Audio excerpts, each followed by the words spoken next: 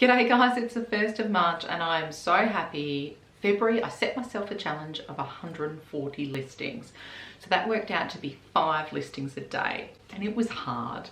I knew right from the start that I wanted to have some extra listings banked. I was aiming for 5 a day, and I knew life was going to come up, and on the 4th day it did. We ended up in the emergency department, so I couldn't do the listings. And then as the month went on, I became unwell, which was tricky.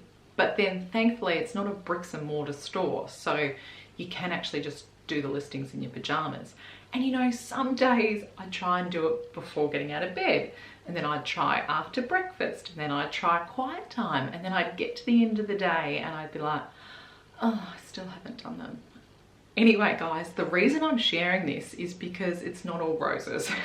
And so if you do a challenge like this where you're doing 5 listings a day, there will be life events that come up, but you can do it. I managed to do 140 listings, so I know you guys can too. In this video, I want to share with you 3 parts. The first one I want to share with you is how I researched the designs and the niches. The second one is some quick designs to do, because you can't spend a lot of time doing the designing when you've also got the research component and then you've got the uploading.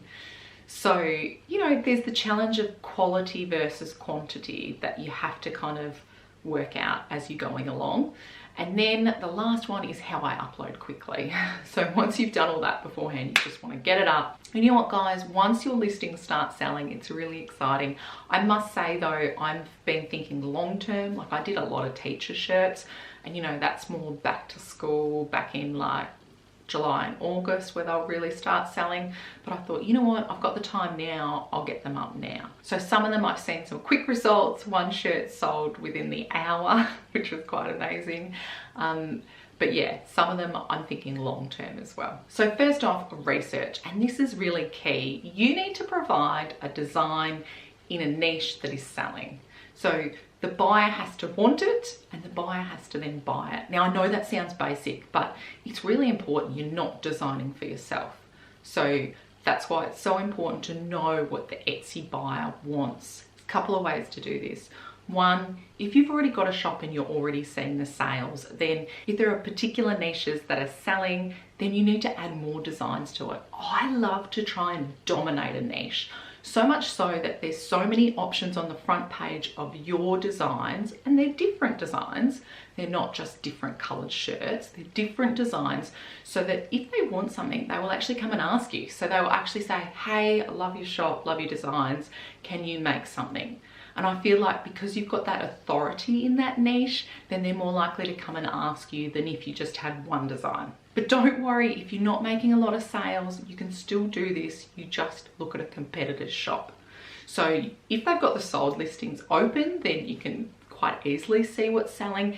If not, then you need to kind of choose a couple of stores and every day go in and have a look at what they're selling.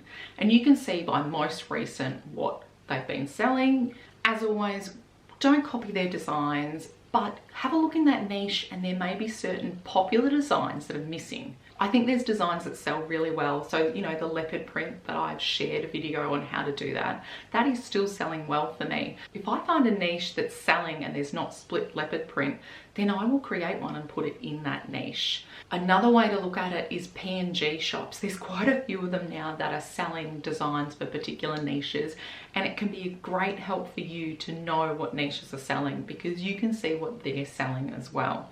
So I've previously shared that in a video where I showed how much these digital downloads were making, and it was quite amazing. But sometimes I will go and have a look at these and I will get inspired. I don't copy, I'll get inspired about what niches, what design styles are selling.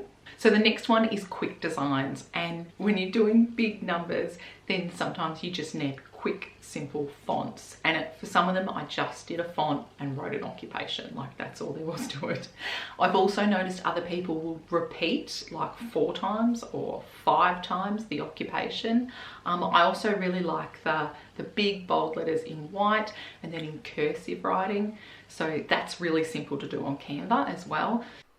Okay, so Canva is what I use to design, so I'm just going to jump across here and show you. So to get a text box, you just shortcut T and a text box will come up. And then what I'm doing here is looking for some retro fonts to kind of show you. So you just type in retro, and then I always look for that line in the middle so that it's centered.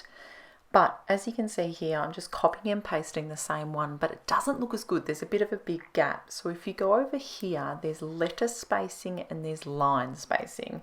And so just use the line spacing to get what you want. And then that design's done. I'd do that for an occupation.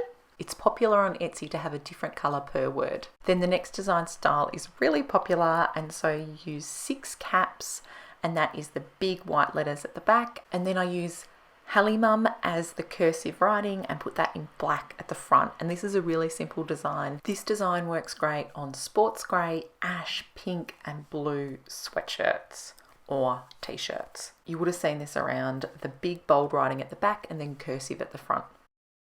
And with some designs, once you've got the foundation, you can change a few words around it and all of a sudden you've got multiple designs. I did a bit of that where I was cross-niching family with hobbies or with sports, so that was fast to do. So it's important to upload quickly, and this should be really streamlined.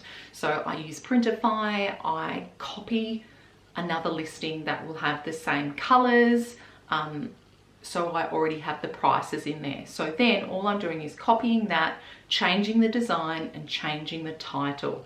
The description's the same, the prices are the same, and that's how I do it. The other thing I shortcutted a little bit here is that I actually took a photo of the colors that I used and I put that in the listing. So I didn't put a mock-up for every color, because do you know what? They might not sell, and then it's a complete waste of time. For some of them, I'm doing like 4 to 6 colors just to see what people want. And so if I did 6 different mock-ups and this listing didn't sell, what a waste of my time. So I do the color I think it'll look best on as the thumbnail. Then I will take a screenshot of this in Printify, and then I push through some of the mock-ups from Printify and just use the flat lays. Once they start selling, then I add more mock-ups, and so I just find that's great time saving for me. And especially when you're starting out, you're just not sure what they're going to sell. But the reason I do it like this is because when I first started, I would push through just one color, and then it starts selling. And one of my best sellers is just one color, and I know if I had other colors in there that they would sell too, but I'm not touching it because, you know, it's a bestseller for me. So now what I'll do is I'll put multiple colors, and I still put the best one, the best mock-up at the front, and then if the others start selling, I'd add more. And that's what I did for my second all-time bestseller. I just did the first photo with the sweatshirt, and then the other colors, I'd actually sold quite a few before I realized, hey Ellie, you haven't actually updated them. I know it works, is what I'm saying. Then I push it through to Etsy, and then I hit publish. I don't run ads on it. So my goal for this month is to provide more content for you, more valuable content on 7 Days of Money. So if you're not subscribed, please do. Thanks heaps for watching. Bye.